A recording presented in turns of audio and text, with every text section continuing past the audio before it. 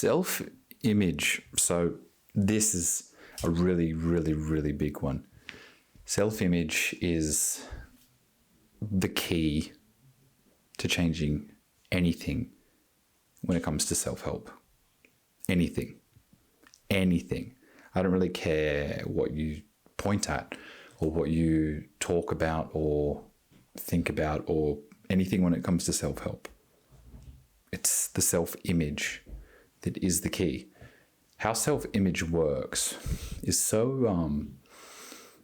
underappreciated, because what determines all of your actions is whatever subconsciously held self-image you have. So if your subconsciously held self-image is different to the behaviors that you're trying to work on and get instilled, it's never going to stick.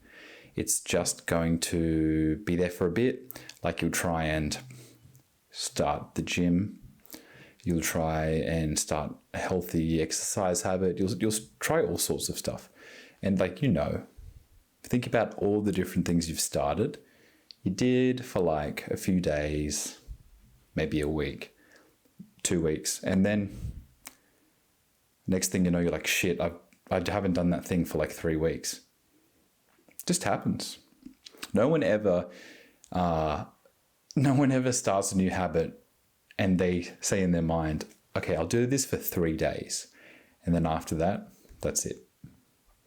No, everyone's like, I'm going to do this thing, I'm going to stick at it, and I'm going to have this be the new paradigm. This is the new thing. This is how I'm going to live my life. And you try that, and then your subconscious kicks in.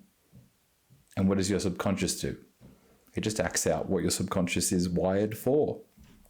And whatever your subconscious is wired for is whatever you've been feeding it to be wired for over however many years. So if you're trying to gym, for example, again, you're trying to be like, all right, gym habit. If you're in your mind's eye, if you see yourself as someone who's lazy, a quitter, not worth it, like not a good person, like you don't feel like you're worth anything, if you feel like your genetics are bad, if you've got that's a really common one, actually. I hear a lot people saying, oh, my genetics, it's my genetics, they're fucked. That is all programming that you're instilling into your subconsciousness over and over, and day after day, month, year after year, and eventually decade after decade. And that's got momentum to it. All of those thoughts have momentum to it. So if you're trying to do the gym and you've got all of these subconscious beliefs, all of that shit that are working against you, you're never going to beat your subconsciousness. Because it's executing millions of thought patterns. I spoke about this in another video the other day, my last video. And it's only just since then, like the lesson of it has been really popping up in my head and instilling in my mind that this is how you change, is by targeting what is the self-image we currently have and what is the new one we want to program our subconsciousness to support, and most importantly, sustain, reinforce. Because all the habits that you've got throughout the day, they're not like original ones. Jordan Shanks, I heard his latest video. He's an Australian journalist and comedian, and recently more self-help. And he was saying that, it's so true. Most thoughts you have in the day are not new thoughts. You've had them yesterday and the day before and before and before. All those thoughts are familiar because they're the most well-trodden pathways in your mind, all those synapses, all those connections in your brain. And your brain's always going to take the least resistance, the path of least resistance, the easiest thought pattern, executes it. The most familiar thought pattern, executes it. Because familiarity really is safety. Because even if it's something you don't like, if it's familiar, it's less scary than the unknown. Familiarity is less scary than the unknown. So even if your current familiarity, bad habits like junk food or self-judgment, self-hatred, neurotic relationship habits, attention-seeking, drugs, needing reassurance from other people, all of these habits, even if they're causing you immense suffering, they're familiar. Which isn't to say that you can't change them. You can. But to change it, you first need to recognize how familiar they are and accept that this is something that on an unconscious level you're sustaining, and that attacking is an adversarial way to put it. Addressing it from the surface level, your consciousness, your awareness, can only go so far.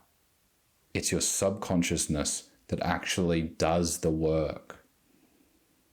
I always keep coming back to this really good metaphor that Leo Gura from actualized.org used for this. And it's that it's a missile. It's a heat-seeking missile. Your mind is a heat-seeking missile. And if you want to change something, all you need to do is give the missile the goal. And that's it. Every day, your consciousness up here and your subconsciousness down here. Your consciousness's only job is to give the goal for the heat-seeking missile. So every day, the consciousness's goal is to be like, for example, I want to eat healthy. I want to eat gluten-free, healthy, keto diet, just as an example.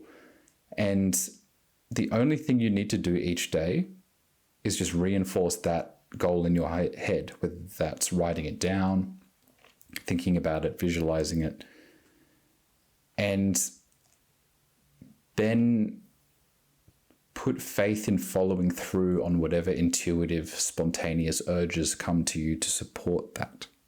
And what do I mean by that? That consciousness up here, it's telling the missile where to go. And then the subconsciousness down here, that's doing all of the actual auto-correcting. That's doing all of the actual micro-adjustments, taking in the reinforcement, micro-adjusting, taking in the lesson, micro-adjusting, mistake, micro-adjusting, more success. Okay, let's adjust further in that direction. All of that, that's not happening in your awareness. It's sub-awareness, sub-consciousness.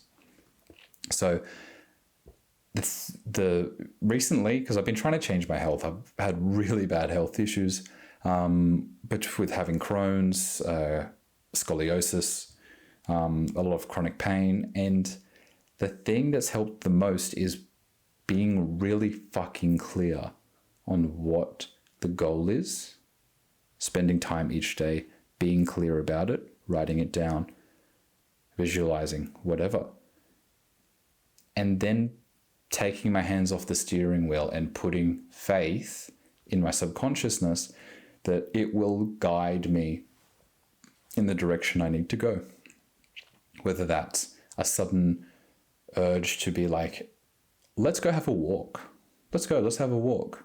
Or even just things serendipitously coming into your life, like law of attraction style shit. Things just coming into your life and you're like, whoa, okay, that feels good. I've got a feeling I'm going to follow that. Because you don't know how you're going to get there. But that's not your responsibility. It's your subconsciousness's responsibility to figure out how to get you there. All those micro adjustments. How's the missile going to hit its target? You're not doing that. Your subconsciousness is. But your subconsciousness, it can't do anything without being given that daily reminder. This is the goal. This is the goal. This is the goal. And then it sorts out everything after that. So, what's the takeaway? What's the important thing from this lesson? Be really, really, really clear what your goal is. And if you don't know what your goal is, be really, really, really clear on wanting to be really, really, really clear on what your goal is. And each day, have some 5 minutes even habit that is writing down or visualizing what that goal is. And over time, that's what programs your subconsciousness to execute that, and it will be executed, whether you're aware of it or not, because you won't be. You'll just have feelings, you'll have intuitions, you'll have pulls that'll take you different places, and you just trust. So be clear on what you want more of in your life, similar to what we were talking about last week. Be really clear, and then have faith in that, and trust, and follow what feels good. I'll see you soon.